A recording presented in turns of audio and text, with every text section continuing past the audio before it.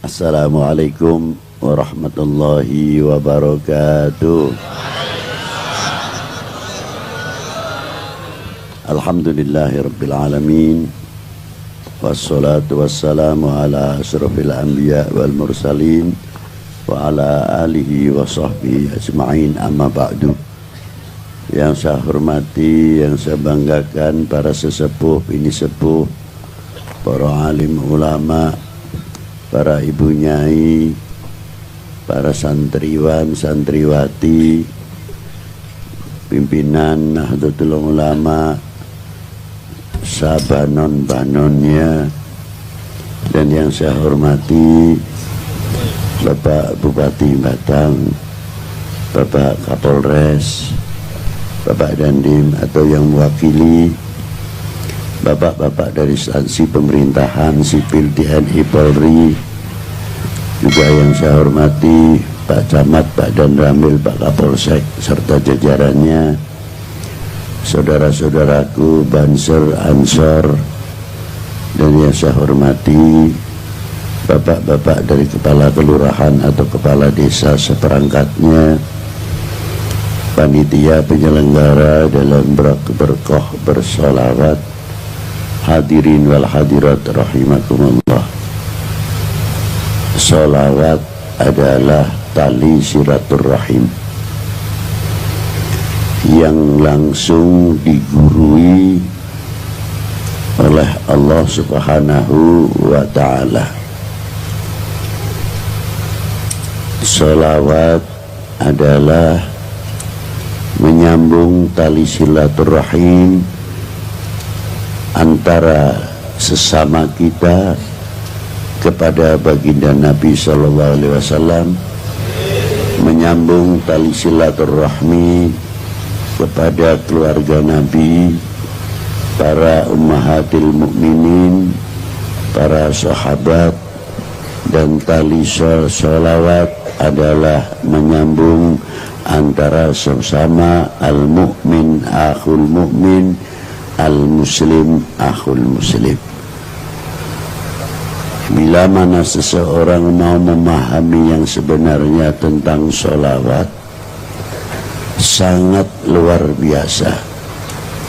Pendapat makna innallaha wa malaikatahu yusholluna 'alan nabi.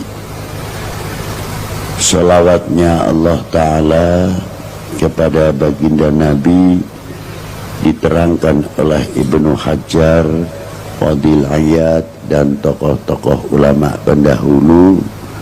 Maknanya salawatnya Allah Ta'ala adalah rahmah yang disertai ta'dim, makrunatan bita'dim. Rahmat yang disertai Allah Ta'ala mengagungkan kepada baginda Nabi Sallallahu Alaihi Wasallam. Dan sholawatnya para malaikah adalah doa lil ummah. Sedangkan sholawatnya antara kita kepada baginda Nabi Sallallahu Alaihi Wasallam adalah menyambung hubungan kita kepada Rasulullah, tidak di dalam sholawat saja, bahkan sholawat di dalam sholat pun masih terkait sesama kita. Di antaranya kita mengucapkan setiap waktu assalamu alayka ayuhan nabiyyu wa rahmatullahi wa barakatuh. Selain itu, di waktu kita mengucapkan assalamu alayka ayuhan nabiyyu wa rahmatullahi wa barakatuh, seolah-olah Rasulullah di hadapan kita, karena ada kalimah mukhattab istikhdari, kalimah ka alaika, seolah-olah Rasulullah di depannya waktu kita mengucapkan assalamu alayka ayuhan nabiyyu wa rahmatullahi wa barakatuh. Diteruskan assalamu alaina wa ala ibadillahi salihin. Ketika Isra Mi'raj Rasulullah mengucapkan at-tahiyyatul mubarakatus salawatut thayyibatu lillah, Allah Ta'ala menjawab, memberi satu kehormatan kepada baginda Nabi dengan dawuhnya assalamu alaika ayuhan nabiyyu wa rahmatullahi wa barakatuh. Ternyata sholawat itu juga mengandung akhlak, sholawat itu juga mengandung adab.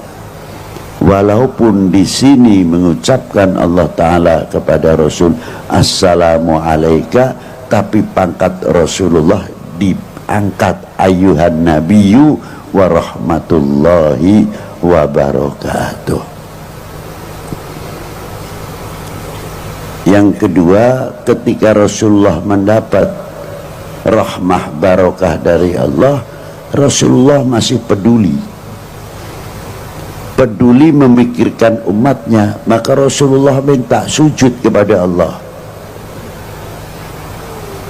Disuruh bangun sama Allah Ta'ala, beliau mengatakan, minta sama Allah apa diantaranya? Assalamu alaina wa ala ibadillahi salihin. Diijabah oleh Allah Ta'ala dengan salamu alaina wa ala ibadillahi salihin. Bimbingan kepedulian sudah diterapkan oleh Rasulullah dari semenjak dahulu. Assalamu alaina sampai sekarang masih dibaca oleh kaum mukminin. Kita setiap sholat tetap masih membaca assalamu alaina wa ala ibadillahi salihin. Assalamu alaina duhdat kang paring slamet, mugi panjenengan kersa maringi keselamatan dateng kita sedaya. Lu hebat ya. Wa ala ibadillahi salihin kok dipisah? Dongnya assalamu alaina pun dados lafal jamak niku. Tapi bagaimana Rasulullah mengangkat seseorang atau kelompok atau jamaah orang-orang yang soleh, penghargaan tersendiri di sini assalamu alaina wa ala ibadillahi sholihin. Padahal kalimah assalamu alaina sudah jamak. Nah sekarang kita bagaimana cara mengucapkan assalamu alaina wa ala ibadillahi sholihin, sejauh mana kita kepedulian terhadap sesama muslim. Al mu'min akhul mu'min, al muslim akhul muslim. Kalau mengerti makna assalamu alaina wa ala ibadillahi sholihin, insya Allah sesama kita itu tidak akan saling mencemooh atau saling mencaci atau saling menfitnah dan lain sebagainya. Karena apa? Kita selalu mengucapkan assalamu alaina wa ala ibadillahi itulah bersambung hubungan al-ukhuwah ini. Maka pentingnya salawat, kata al-imam Qadil Iyad ataupun Ibnu Hajar di dalam memaknai Allahumma salli ala Sayyidina Muhammad wa ala ali Sayyidina Muhammad. Makna wa ala ali bukan untuk keluarga saja, tapi di dalam maqamati doa wa ala ali ay ummah Sayyidina Muhammad sallallahu alaihi wasallam. Jadi kalau kita membaca wa ala ali, semua umat masuk di dalam kalimah wa ala ali Sayyidina Muhammad. Konsekuensinya sekarang yang penting, kalau Rasulullah sudah mendoakan begitu luas dengan sholawat, hadits sholawat itu banyak sekali, ratusan. Di dalam kitab Sa'adatud Darain as-sholat ala sayyidil kaunain, maka kita selaku umat Sayyidina Muhammad, bagian mengucapkan terima kasih kepada Rasulullah adalah dengan membaca sholawat. Mengapa sejauh itu? Apakah Rasulullah memerlukan rahmat dari kita? Ini sebabnya tidak. Walaupun itu doa, Rasulullah sudah kaya rahmat dari Allah Subhanahu wa ta'ala. Tapi mengapa kita masih mendoakan kepada Rasulullah dengan selawat? Artinya itu balik ke kita semuanya. Jadi orang yang membaca sholawat silaturahmi kepada Rasulullah, tapi hikmahnya sholawat kembali kepada penjelawat itu sendiri. Itu hebatnya sholawat kepada baginda Nabi Sallallahu Alaihi Wasallam. Yang kedua, mengucapkan terima kasih. Terima kasih kepada Rasulullah apa diantaranya? Kita tahu iman Islam dari mana? Kalau tidak menjadi umatnya Rasulullah SAW. Dan ketika kita menjadi umatnya Rasulullah karena tahu kita beriman dengan lahirnya Rasulullah SAW, sehingga kita bisa membedakan mana yang hak dan mana yang batil, mana yang halal dan mana yang haram, dan mana yang makruh subhat dan lain sebagainya. Tanpa sebab kita mengenal Rasulullah, mana mungkin kita kenal semuanya itu. Dengan sebab kita kenal sama Rasulullah, kita ngerti taat kepada Allah, taat kepada Rasulnya, taat kepada kedua orang tua, taat kepada pemerintahnya, taat kepada negaranya, dan mengerti hubul watan minal iman. Dan kita mengerti atiullah wa atiur rasul wa ulil amri minkum, sampai kita mengerti ala inna awliya Allah la khaufun alaihim wa lahum yahzanun alladzina amanu wa kanu yattaqun innama yahsyallah min ibadihil ulama. Sebab kita kenal kepada baginda Nabi sallallahu alaihi wasallam. Nah, sejauh mana kita ngerti terima kasih? Tidak cukup kepada Rasulullah sallallahu alaihi wasallam saja, karena kita kenal iman wal Islam sebab turun temurun, artinya dibawa oleh para pewaris Nabi sallallahu alaihi wasallam. Maka pantas Gus Miftah tadi mengatakan dalam hadis yang paling berbahaya, saya paling takut mendengar hadis itu. Bila mana umat ini sudah lari dari ulama, akan tiga perkara akan diturunkan oleh Allah. Yang pertama, yarfa'ullahul barokah, diangkatnya barokah min ma'isyatihi, dari dunia perdagangannya. Kalau sudah berbicara dunia perdagangannya sangat kompleks. Karena apa sekarang mudah dipecah belah menjadi umat? Sebab apa sekarang menjadi bangsa yang mudah dipecah belah? Karena kita jauh dari ulama. Kalau sudah jauh dari ulama, bumi pun ikut panas, bukan manusianya saja yang panas. Dikira apa? Yang mudah dibenturkan. Dulu waktu kecil saya, kebone dewe niku ana alang-alangi tak bakar itu kering setengah mati, mlepes malah mlepes. Lha saiki aja maneh sing kering, sing ijo dibakar gampang, bumine padha ae kejabut rahmah, kejabut barokah. Sebab apa? Kita lari dari al ulama. Sebab apa? Di zaman pada waktu oknum pada waktu zaman Bani Umayyah, setelah wafatnya Sayyidina Ali, padahal kurang apa umat pada waktu itu? Kurang nopo umat yang zaman semonten badani Sayyidina Ali? Bani Umayyah hebat luar biasa, ulama ora kurang, jago hadis, jago tafsir luar biasa, wong isih top-top. Ning kena apa umure Bani Umayyah ya 100 tahun kurang lebih, tumbang begitu saja. Padahal sampai kekuasaannya sampai Spanyol pada waktu itu, 350 tahun Islam di Spanyol. Wassalam, ulama ese akeh. Jamane zaman saiki ulama sing pentolan-pentolan wis akeh diurai neng. Coba di zaman Bani Abbas, setelah tumbangnya Bani Umayyah, berapa keturunan baginda Nabi para habaib sing dipotong lehernya, dikejar-kejar, bukan sedikit. Dan ulama-ulama pada waktu itu juga tidak sedikit. Sampai terkenal di zaman Bani Abbas, 1001 malam di Baghdad. Hancur Harun ar-Rasyid. sampai turun temurun wassalam. Kerajaan. Karena apa sebabnya? Lari daripada ulama. Kuncinya di situ. Maka saya kagum secara pribadi maupun secara membaca tarikh, sejarah. Ini perlu anak-anak muda. Saya malam ini walaupun sudah malam masih bangga sekali. Kalau orang tua saya tidak nyepelekan, orang tua sudah jelas. Ini yang paling 80% di sini adalah kaula muda.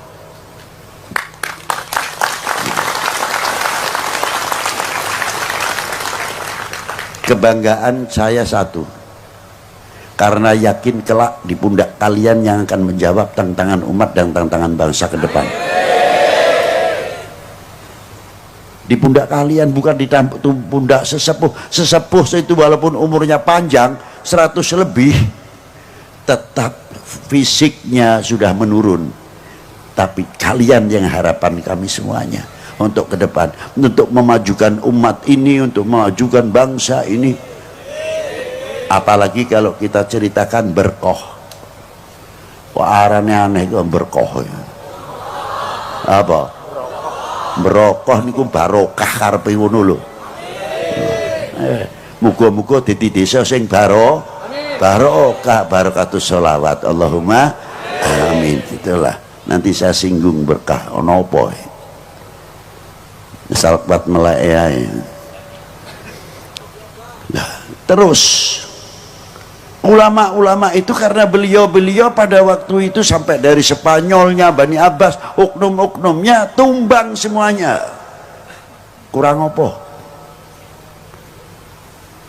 Maka ulama-ulama dari ahli baitin Nabi sallallahu alaihi wasallam diantaranya, dan ulama-ulama yang lain wis mlebu ring Indonesia. Bahkan ada Sultan Mahmud yang dimakamkan di Tanjung, daerah Barus, sedo pada tahun 768 Masehi. Berarti Bu, ning zaman Sayyidina Ali sudah ada yang masuk ke Indonesia. Orang luar biasa nih ke Indonesia loh. Kita mesti ini bangga itu. Tanjung itu mana? Di Tapanuli, dekat. Makamnya di atas Ngungkuli Manjati Murio. Dan yang keturunan dari Sayyidina Husain terus dibawa Imam Muhammadil Baqir, Ali Ja'far Shadiq, Imam Ali Al-Uraidi, sampai Imam Ahmad Al-Muhajir, sampai panjangannya Syed Muhammad Syekh Marbat mempunyai putra Amir Abdul Malik, dan mempunyai putra Imam Abdullah Udmat Khan bin Alwi Amal Fakih. Niku sing pertama kali masuk ten India, ten Hyderabad. Dari keturunan beliau Imam Abdullah Udmat Khan, ibunya Putri Ratu Hyderabad. Punya anak Imam Ahmad Shah Jalal. Lah ini yang kita menjadi contoh luar biasa. Ulama besar min ahli baitin Nabi sallallahu alaihi wasallam, beliau masuk ke daerah Cham atau Champa. Daerah Champa dan daerah Annam sekarang masuk wilayah Vietnam. Nah, Champa niku terkenal putri cempone. Champa maupun Annam agamane sih beda. Ning Champa karo Annam saagama, setiap tahun perang mendino niku kena doneke ben wulan sing ngathahake korban. Tidak pernah putus. Saagama, sak bangsa. Masuklah Imam Ahmad Shah Jalal.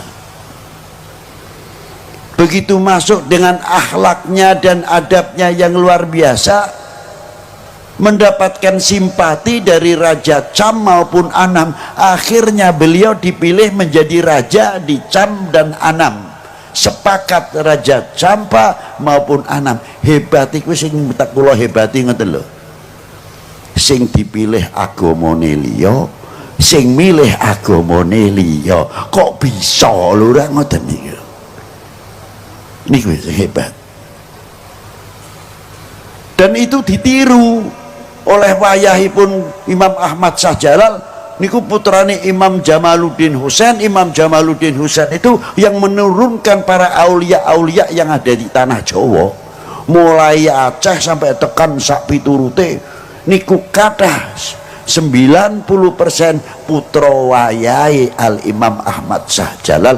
Diantara nih nalika masuk Malik Ibrahim benten Jawi Indonesia niki dan Malik Said Ibrahim Asmara Kondi nggawa Jamaatil Kubra, jumlahe ana sing 200 ana sing 90 pirang kapal, mangkane disebut Maulana Maghribi. Maulana Maghribi, Maulana Maghribi.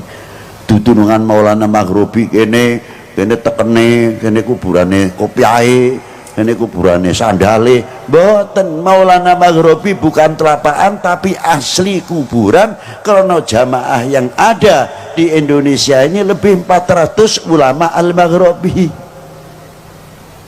saking Sadatil Hasan Awil Husaini. Lha niku dadi ono sing nang Bisma, ono sing Pekalongan Dewi, Paninggaran dan sebagainya. Siapa beliau? Min ahli baitin Nabi sallallahu alaihi wasallam. Dados pagere tanah Jawa khususnya lan Indonesia pada umumnya, pagere setiap per kilometer ten pantai utara niki terutama selatan apa malih ora lepas kuburan wali siji, wali siji, wali siji. Napa malih daerah kidul Parang Tritis dan sebagainya sing nurunake di antawisipun Ki Ageng Nis, Ki Ageng Getas, Ki Ageng Selo dari Joko Tarub sak piturutipun. Maka dari itu Indonesia terutama menjadi santer, menjadi punjer, menjadi lopian contoh yang luar biasa fil alam, di dalam dunia ini. Tapi risikonya kok akhir-akhir kok model mudah dipecah belah. Lho niki lah. Aduh, sebab melayu saking para sesepuh, saking para ulama. Padahal para beliau-beliau tidak andil sedikit di dalam memerdekakan bangsa ini dari belenggu penjajah dan kebodohan. Mboten syiarul Islam saja sing kula takoni, awake dhewe kuwi wis tau andil apa, mempunyai kontribusi apa ngisi kemerdekaan iki sing kula takoni. 45 menangi ora, 47 ora menangi, 48 nang Madiun ada peristiwa apa, kiai luwih 3000 sing disembelih peristiwa Madiun. Coba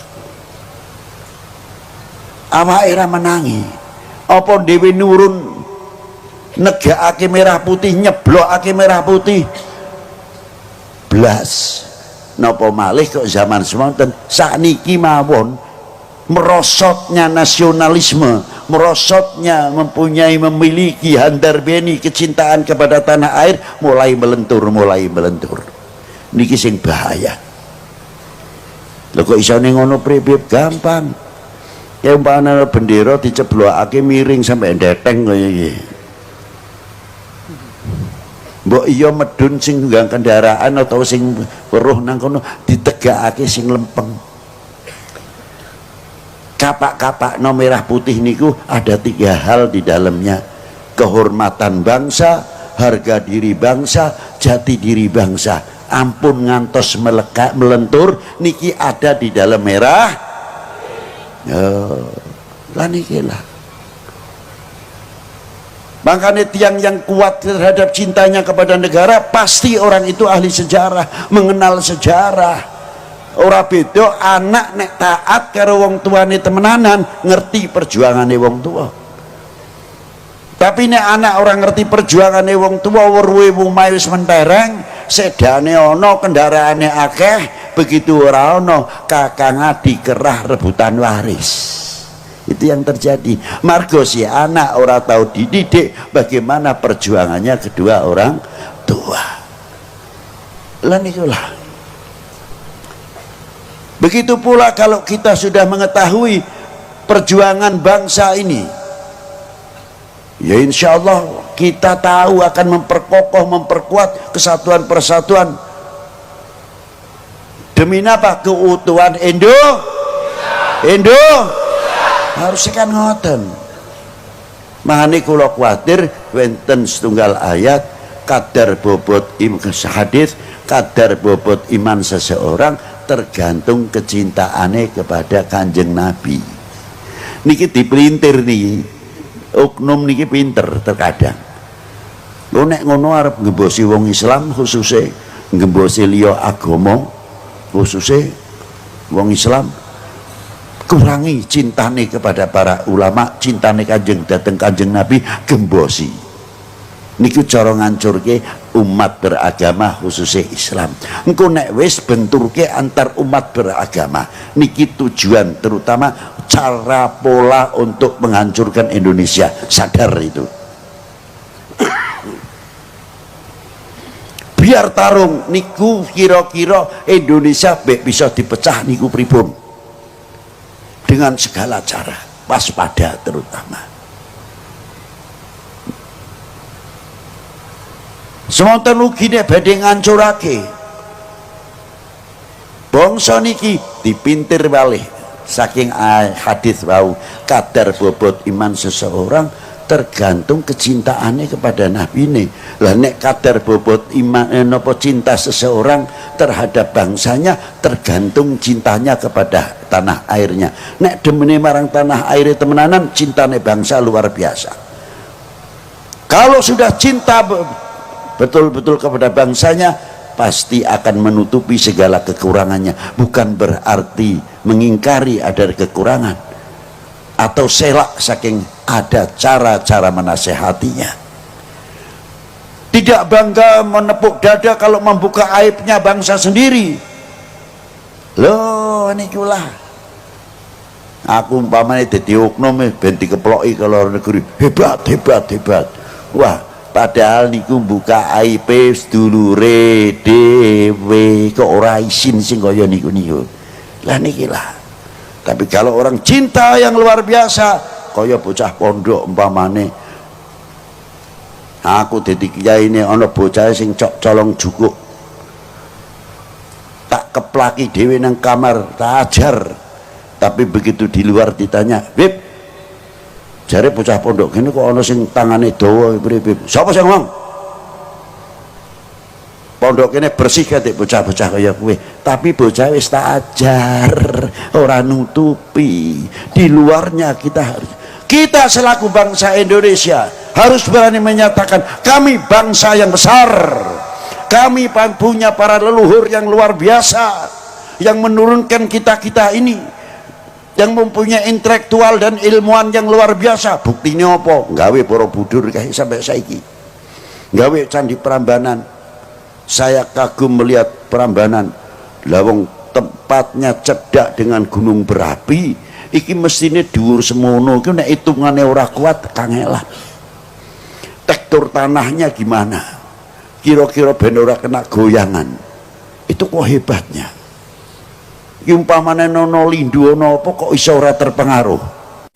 Sekarang sudah tua umurnya aja pantes kena sedikit-sedikit. Tapi biyen carane mikir, terus arusnya air ini kemana? Ngerobos ning liyane apa ora? Loh, orang-orang dahulu sudah berpikir sejauh itu, bukan lihat Borobudur atau Prambanan setelah berdiri. Begitu pula Kanjeng Sunan Kalijogo, Demak pada waktu itu dekat dengan Gunung Murionya. 2000 tahun yang lalu kurang lebih Gunung Murio pernah meletus, hingga tanahnya itu tanah banyak bergeser atau setengah gambut. Tapi Sunan pada waktu dulu, waktu mendirikan Masjid Demak, ono sokone siji sing arane Soko Tatal, nek aku werwe keramat. Padahal itu ilmu yang luar biasa. Membuat Soko Tatal bagaimana caranya elastis untuk menjaga keseimbangan saka sing wolu. Para ulama kita pun dulu sudah maju luar biasa. Itulah para leluhur bangsa kita, bukan bangsa yang ketinggalan. Abad 9 Hijriah, bagaimana ulama-ulama kita sudah di Masjidil Haram, sudah mengajarkan torekot, sudah mengajar di Masjidil Haram. Lihat di kitab Jami' Karamatul Aulia Jutani. Loh, jadi kita harus bangga. Tapi saiki kok melentur piye kok seneng dijeblokake, dibenturake, percaya karo hoa. Tulung ayo jaga bareng-bareng Indonesia dari segala bentuk perpecahan. Wahai bangsaku yang kubanggakan, relakah negerimu terpecah belah? Buktikan, jangan tidak-tidak saja. Ayo kita bentengi sehingga kita bisa mengejar segala ketinggalan. Ayo gandengan tangan, jangan sampai kita memberikan kesempatan seujung rambut pun kepada oknum-oknum orang lain atau bangsa lain yang akan menunggu pecahnya Indonesia. Padang bulan padange rembulane sing awe-awe, padang bulan padange kaya ina rembulane sing awe-awe, ngelehake aja turu sore, kene tak critani nganggo sito wektu sore, kene tak critani nganggo sito wektu sore. Keindahan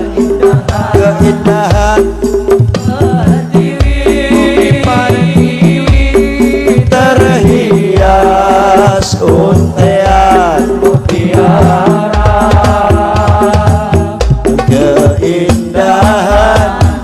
keindahan bumi pertiwi terhias untean mutiara. Membangun bangsa yang sejati, harum namanya di Nusantara, harum namanya di Nusantara. Allahumma sholli wa sallim ala sayyidina wa maulana Muhammadin. Allahumma sholli wa sallim ala sayyidina wa maulana Muhammadin. Adada ma fi ilmillah salatan daimatan fi dawami mungkin, salatan daimatan fi dawami mungkin. Jejak para pendahulu,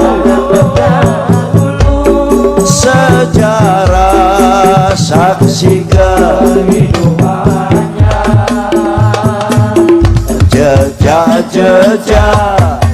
Jejak para pendahulu, sejarah saksi kehidupannya. Tersurat tersirat masa lalu, jadi bekal penerusnya, jadi bekal penerusnya. Merah putih melekati disinari pancaran imannya yang keras. Merah putih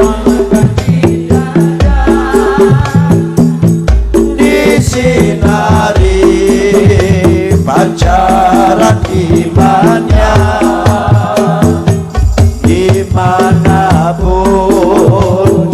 ia berada, tetap cinta Indonesia, tetap cinta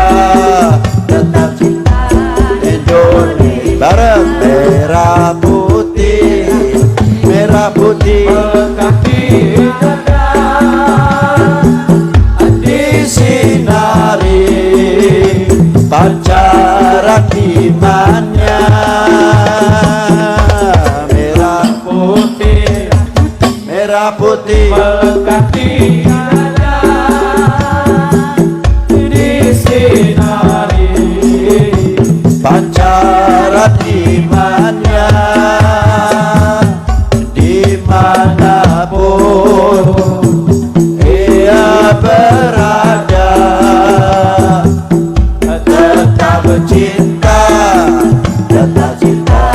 itu abang keras, tetap cinta Indonesia, tetap cinta Indonesia, tetap cinta Indonesia. Allahumma rabbana atina fid dunya hasanah wa fil akhirati hasanah wa qina adzabannar. Allahumma shalli ala sayyidina Muhammad wa ala ali sayyidina Muhammad salatan antunawwiru fi qulubina wa qawalibana wa wujuhana binurillah wa binuri sayyidina Muhammad sallallahu alaihi wasallam. Ya Allah Gusti, sak rombongan pengajian berkah niki, muga-muga aja diharamake pikantuk syafaate Kanjeng Nabi sallallahu alaihi wasallam, lan muga diaku dadi umate Kanjeng Nabi sallallahu alaihi wasallam, dikumpulake dhateng tiang-tiang ingkang dipun cintai dening Allah, dicintai dening baginda Nabi sallallahu alaihi wasallam. Wa sallallahu ala sayyidina Muhammadin wa alihi wa sahbihi wa baraka wa sallam, walhamdulillahirabbil alamin wal afu minkum. Wassalamualaikum warahmatullahi wabarakatuh.